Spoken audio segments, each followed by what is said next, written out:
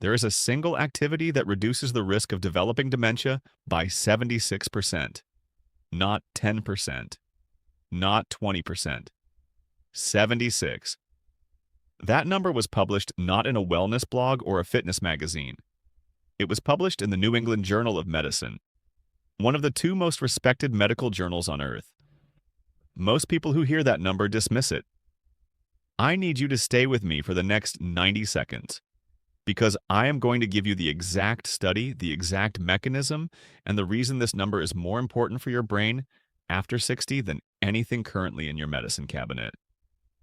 And at the very end, I am going to reveal a specific anatomical pathway that explains why this activity works so powerfully. A connection between two structures in your body that most physicians have never been taught to mention. 90 seconds. Stay with me. My name is Dr. Chandler.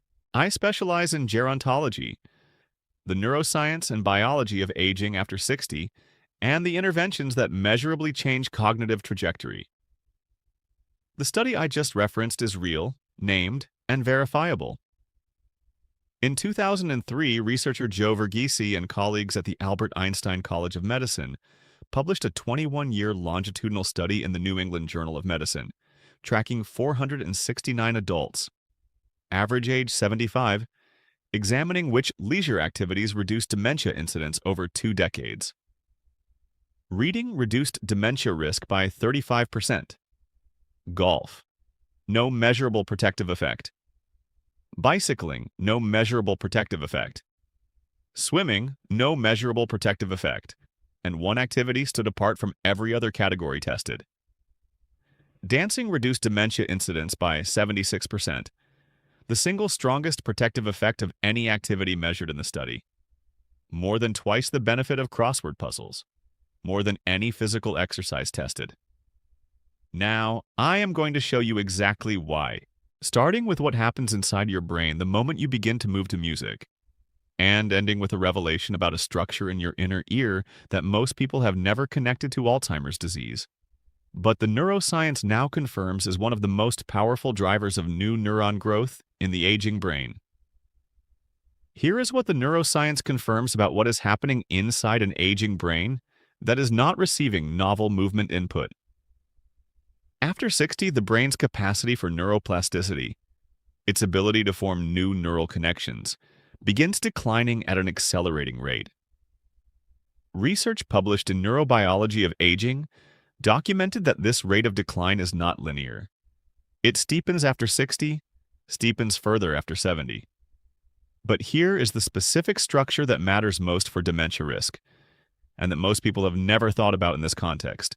The cerebellum, the fist-sized structure at the base of your skull, responsible for coordination, balance, and the smoothness of movement, shrinks at an average rate of 4% per decade after age 60, documented in neuroimaging research published in Brain Structure and Function.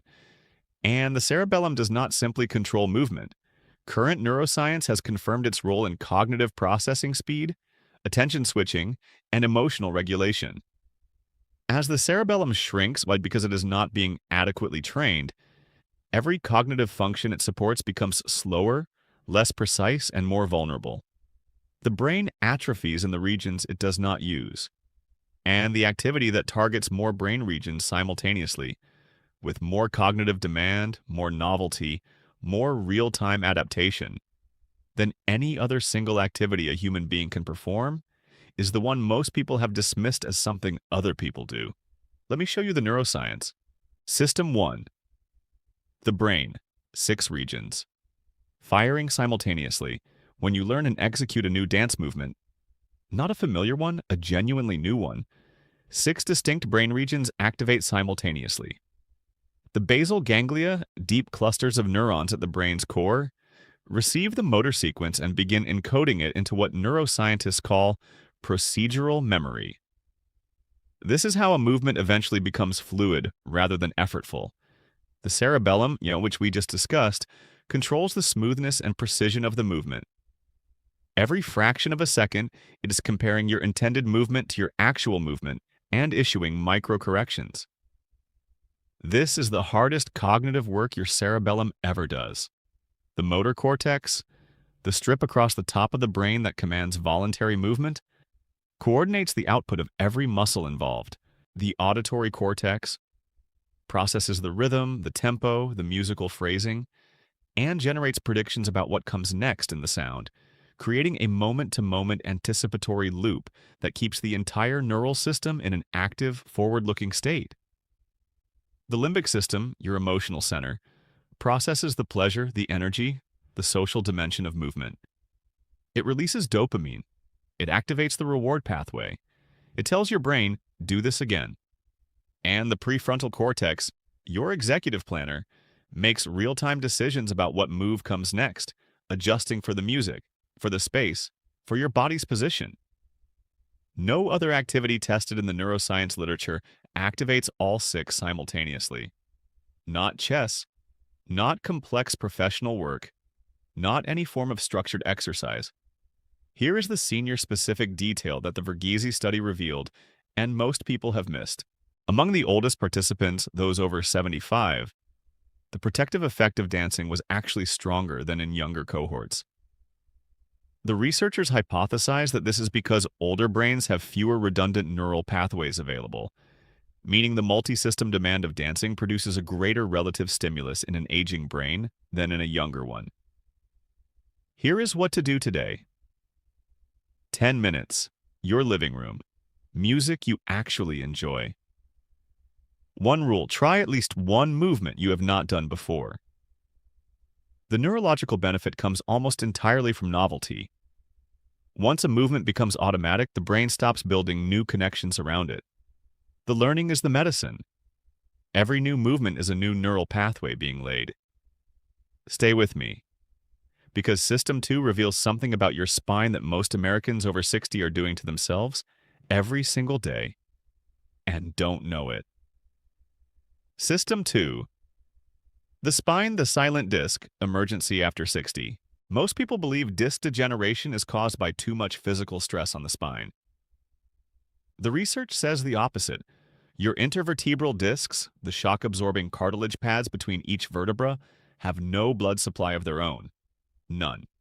They receive all of their nutrition through a process called imbibition. When the disc is compressed by movement, it expels metabolic waste. When the compression releases, it draws fresh fluid back in, exactly like a sponge.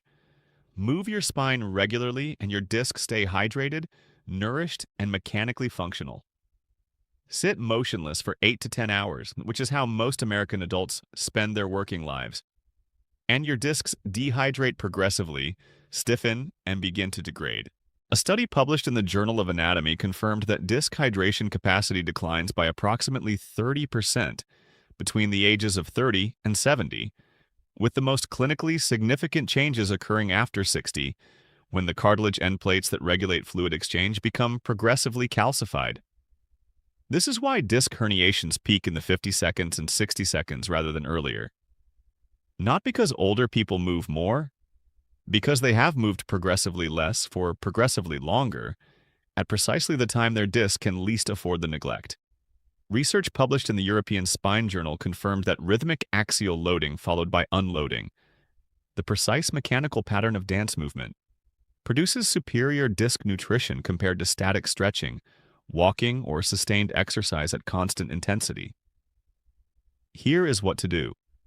Once daily, stand and perform 10 slow, deliberate, full-body waves from the top of your cervical spine to your sacrum.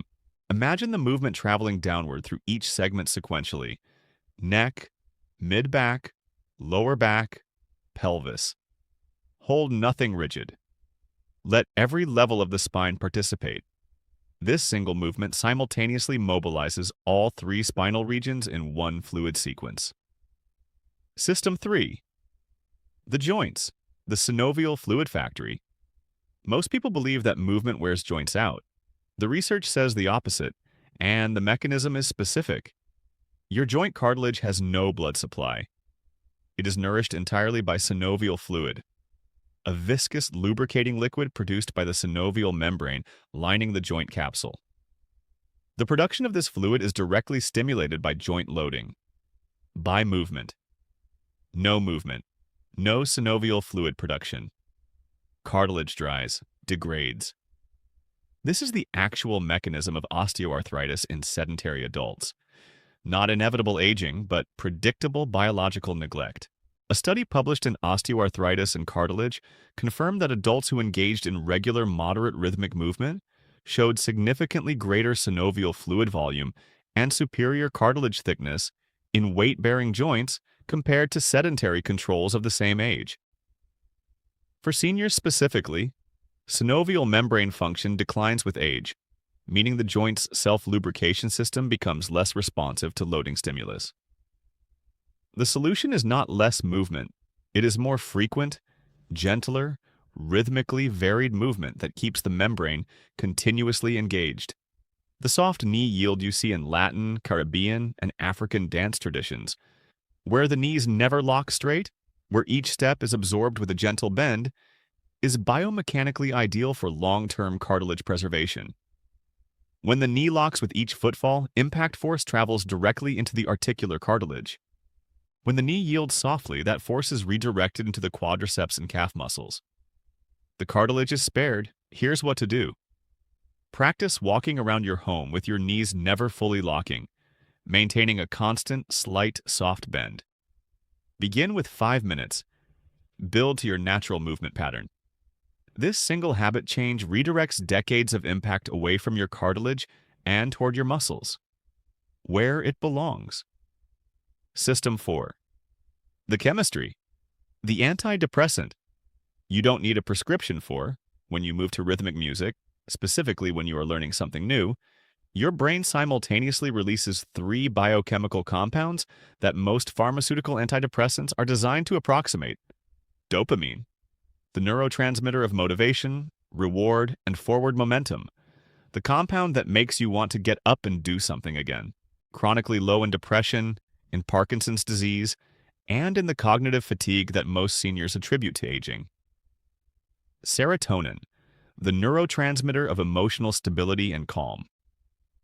Low serotonin is the primary neurochemical target of SSRIs, the most commonly prescribed class of antidepressants in America. BDNF, brain-derived neurotrophic factor, the primary growth hormone of the nervous system. BDNF stimulates the formation of new neurons and the strengthening of existing neural connections. Research published in PNAS, the Proceedings of the National Academy of Sciences, confirmed that BDNF levels in the hippocampus of Alzheimer's patients are reduced by up to 70% compared to healthy age-matched controls. A study published in Psychoneuroendocrinology confirmed that a single 45-minute dance session reduces circulating cortisol, the primary stress hormone, by 25 to 40%. Cortisol, when chronically elevated, does 2 specific things that concern me as a gerontologist. It damages neurons in the hippocampus, the brain region most responsible for memory formation and the first to be destroyed by Alzheimer's disease. And it directly suppresses immune function, increasing vulnerability to every inflammatory and infectious process. Reducing cortisol by 30% in a single 45-minute session is not a wellness footnote. It is direct neuroprotection and direct immune support in one movement. Now, I want you to do something right now, before I give you the most important piece of information in this video. Stand up if you are able to do so safely. Shift your weight slowly from your left foot to your right foot. Slowly back, repeat. Now close your eyes and do the same. Notice, does your balance feel equally stable with eyes open and closed? Or does closing your eyes immediately create instability? A published reference from the Journal of Vestibular Research established that cognitively healthy adults over 60 show measurably greater balance instability with eyes closed compared to younger adults, reflecting declining vestibular function, the balance and spatial orientation system of the inner ear. Hold that finding in your mind, because what I am about to reveal connects your vestibular system directly to the brain region that Alzheimer's destroys first. Inside your inner ear, alongside the cochlea that processes sound, sits a structure called the vestibular apparatus. 3 fluid-filled semicircular canals arranged at right angles to each other, each sensitive to a different plane of movement. Every time you shift your weight, change direction, rotate your body, or transfer balance from one foot to the other, these canals send signals through the vestibular nerve into the brainstem and beyond. And what most people, including most physicians, do not know is where those signals go next. The vestibular signal travels through the entorhinal cortex, itself one of the earliest structures damaged in Alzheimer's disease, and connects directly to the hippocampus. The hippocampus is the structure where memory consolidation occurs. It is the first brain region Alzheimer's destroys. Its volume in Alzheimer's patients is reduced by 20 to 30% compared to healthy controls. And current neuroscience has confirmed something extraordinary about this vestibular hippocampal connection. Vestibular stimulation, the activation of the inner ear's balance system through movement that involves direction changes, weight transfers, and rotational elements, directly promotes neurogenesis in the dentate gyrus of the hippocampus. Neurogenesis, the birth of new neurons, in the exact structure that Alzheimer's targets first. A study published in the Journal of Neuroscience, Bhagia and colleagues, confirmed that vestibular lesion in animal models produced significant reductions in hippocampal neurogenesis, and that restoration of vestibular function partially restored neurogenic capacity. A 2018 review published in Frontiers in Neurology documented the direct anatomical and functional connections between the vestibular system and hippocampal spatial memory function, and identified vestibular stimulation as a modifiable driver of hippocampal health. Now here's why this changes how you think about dancing specifically. The movements that most powerfully stimulate the vestibular system are exactly the movements most characteristic of dance. Direction changes, weight transfers, quarter turns, circular patterns, and the rhythmic alternation of balance from one leg to the other. Linear walking, even vigorous walking, provides minimal vestibular challenge because you remain on a straight path at constant orientation. Running, also linear, also minimal vestibular challenge. Dancing, especially styles with frequent directional changes, turns, and varied weight-shifting patterns, provides continuous, varied, unpredictable vestibular stimulation that signals the hippocampus to maintain and expand its neurogenic capacity. This is the mechanism the Verghese study documented without naming. This is why 76% dementia risk reduction is not an anomaly. It is a predictable outcome of the one activity that simultaneously activates 6 brain regions and continuously stimulates new neuron birth in the structure Alzheimer's targets first. And after 60, when vestibular function itself is declining, when the self-test I just gave you shows instability with eyes closed, the urgency of vestibular training is not academic, it is personal. Here is the 5-week senior protocol. Week 1, 10 minutes daily, in your living room. Music you genuinely enjoy. No choreography. Simply move, and include at least 3 direction changes per session. Left, right, backward, forward. The direction changes are the neurological stimulus. Week 2. Add 1 new movement per session that you have not done before. An arm circle, a hip shift, a quarter turn. Novelty is non-negotiable. Once a movement becomes automatic, the neural building stops. Week 3. Focus on smoothness. Slow the movements down. The cerebellum works harder during slow, controlled, fluid movement than during fast, imprecise movement. There is no momentum to help you. Every inch of that motion is pure neuromuscular work. Week 4. Identify your restricted side. If your left hip rotates less freely than the right, you work the left. If your right shoulder rolls less than the left, work the right. Asymmetry is a clinical finding. Restriction is where the body is compensating and where the real rehabilitation happens. Week 5. Add a partner, a class, or a community. Oxford University research published in Royal Society Open Science, Tarr, Launay, and Dunbar, confirmed that synchronized movement with others triggers endorphin release through interpersonal synchrony, a mechanism distinct from solo movement. The social component of dancing is not incidental. It is neurochemically additive. I want to hear from you right now. How old are you? And what music would make you actually want to move? Leave your age and your answer in the comments below.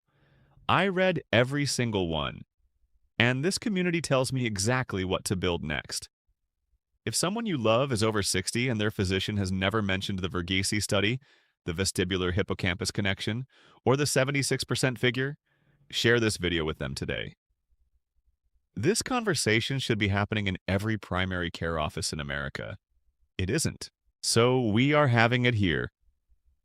Now, if dancing protects the hippocampus from the outside through movement, there is one nutritional compound that protects it from the inside, and that 80% of American seniors are deficient in. Its absence accelerates hippocampal shrinkage by a measurable amount every year. Watch this video next. I will tell you exactly what it is and how to correct it this week.